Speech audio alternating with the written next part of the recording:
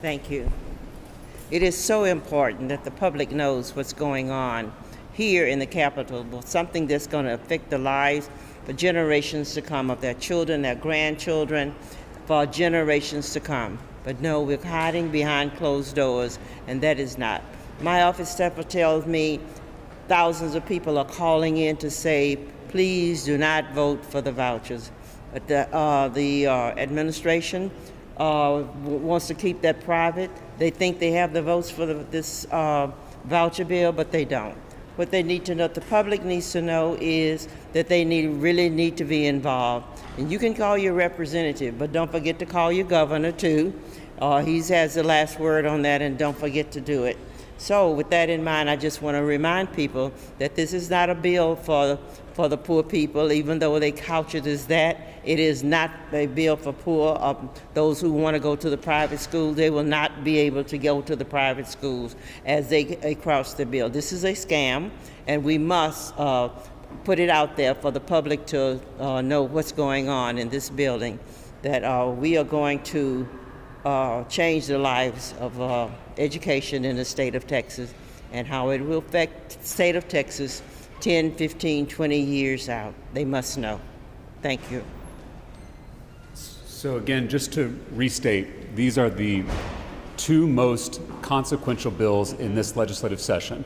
This voucher bill will defund public schools across the state of Texas, and there have been last-minute changes made to these two important pieces of legislation. But instead of live streaming this important conversation to the public, the chairman has chosen not to have a live stream, even though we have the AV equipment ready to go. It just takes a flip of a switch.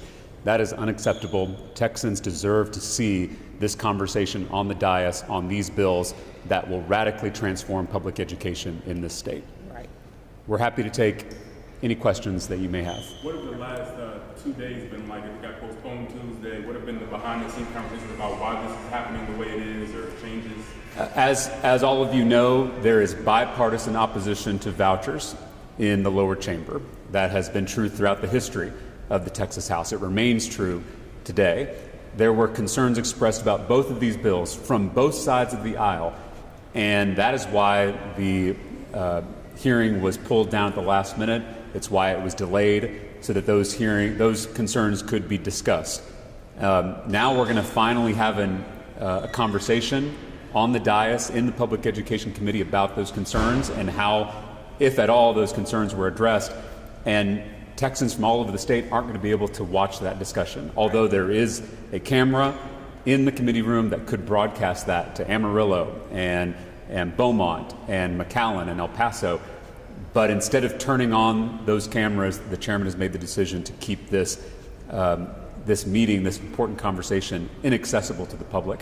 And I think that is unacceptable. What were some of the specific concerns that led to the committee? I have my specific concerns. Again, the problem is that none of this has been open to you, the press, or to the public to hear.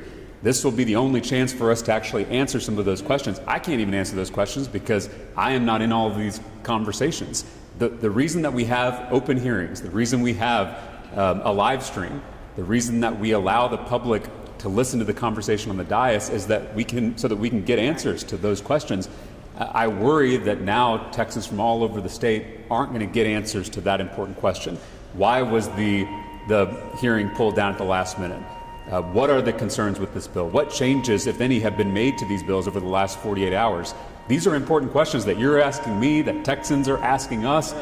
They deserve to hear that discussion on the dais later today.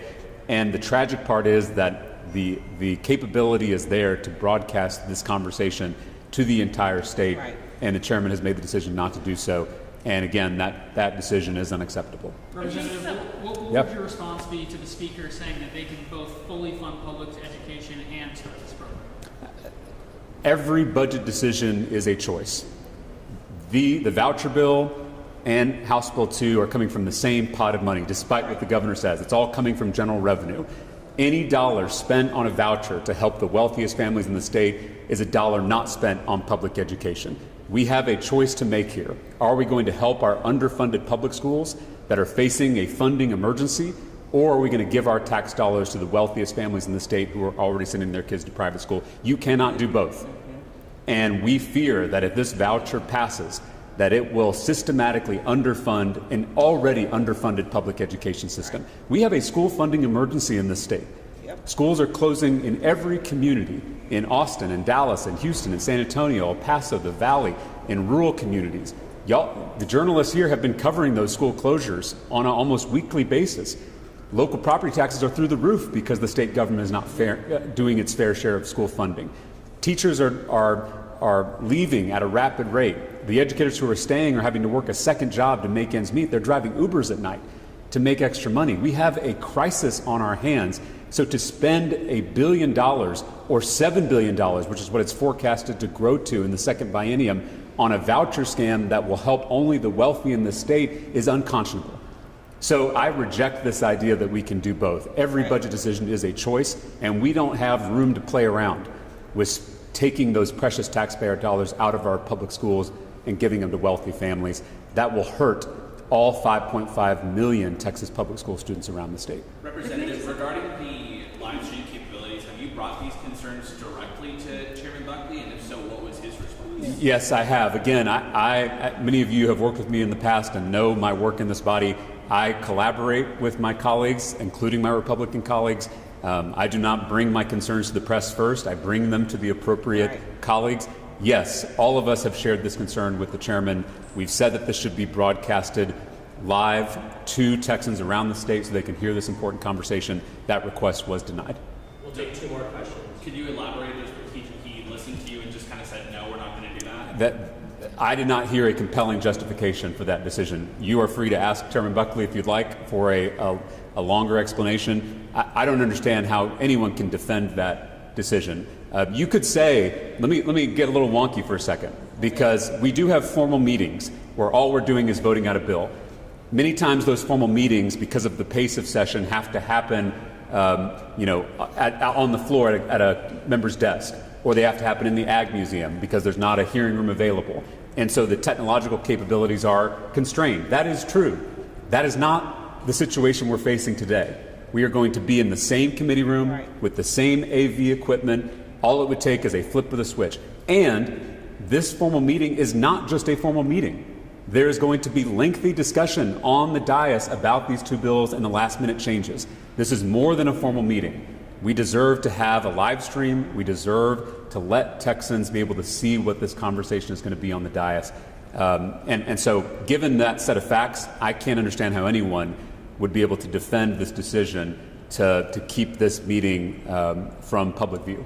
To talk about the changes, there's been, the committee substitute has shown that there's $1 billion cap, and shown in the other bill that there's an increase to the per pupil allotment. What are your specific concerns with those changes? Well, I want to clarify that $1 billion cap is only for the first biennium. It is not for future bienniums, and as we've already seen, the LBB has forecasted that this voucher bill will grow to $7 billion in the second year. And so we have questions about that, and we'll be asking the chairman those questions on the dais. There's also now a mandatory LAR for the comptroller to report on some of these things. So we have major questions about what's changed in this bill, and the public has a right to see that discussion. We are elected officials. We work for our constituents. My constituents won't be able to watch this discussion. Dr. Allen's constituents in Houston won't be able to watch this discussion, and that is unacceptable. If there's nothing to hide, then turn on the live stream. I appreciate all of you being here. Please feel free to follow up if you have other questions. Thank you for covering this important discussion. Come to the Hey, meeting. for those of you who'd like to see the public testimony that the chairman doesn't want you to see, look over here. Okay.